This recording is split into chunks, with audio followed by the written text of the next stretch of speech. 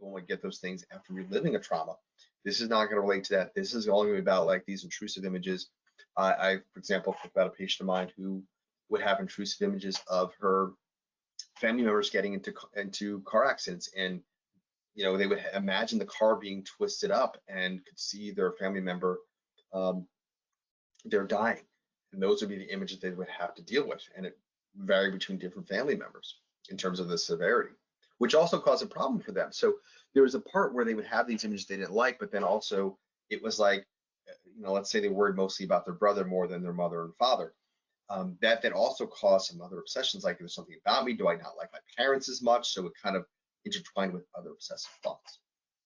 And one of the things to make sure that you do, though, is do an appropriate risk assessment to make sure these thoughts are ego dystonic.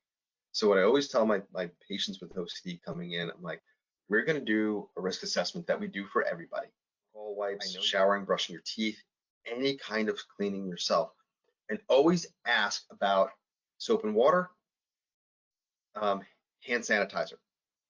You'll be amazed if you tell people, how often are you washing your hands? They'll say, oh, only after I use the bathroom.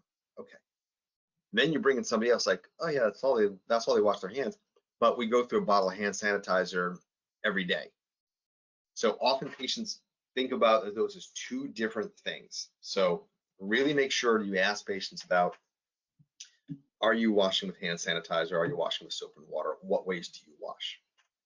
Maybe cleaning objects, and this can be problematic. I've had people washing their phones and their computers to the point where they ruin them because they're using excessive amounts of soap and water rather than using like a, maybe like a wipe to wipe down the keyboard. They are drenching the keyboard in soap and water, or just going over and over with these wipes, and the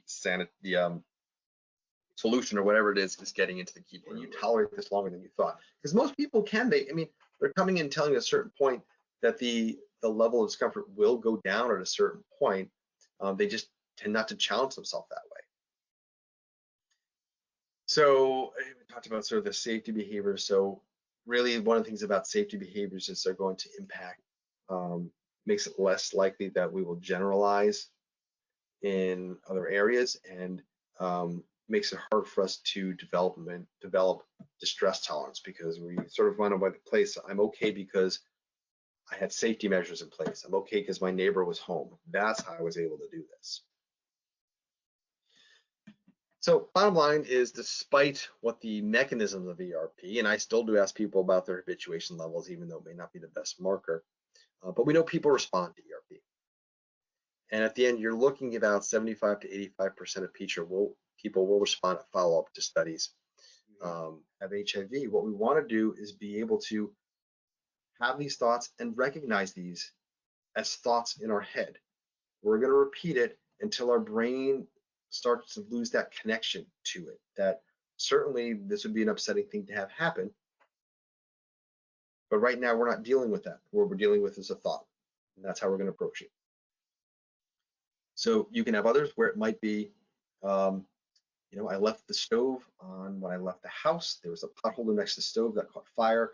Fires are easily spread, as I had newspapers on the counter as well. I came home to find 3 fire engines and my house in ashes. They said that they tried, but they couldn't put it out in time to save anything. There's nothing left. Everything was gone. My clothing, my photos, family mementos, all gone. The china my grandmother left me, the china her grandmother brought here when she immigrated from Italy, destroyed. It's all my fault. And there's nothing I can do. Whew, a lot, right? But we're going to repeat it over and over and over again.